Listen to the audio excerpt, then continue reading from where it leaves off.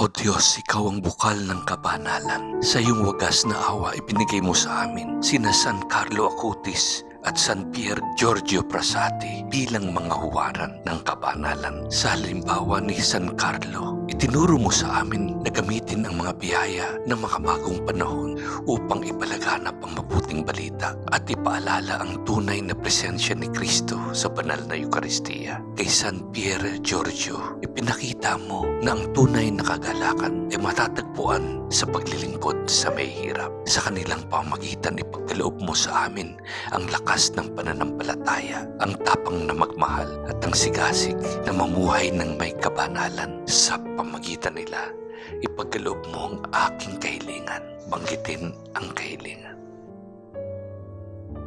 Sa ngalan ni Jesus, ang aming Panginoon at Kaibigan. Amen.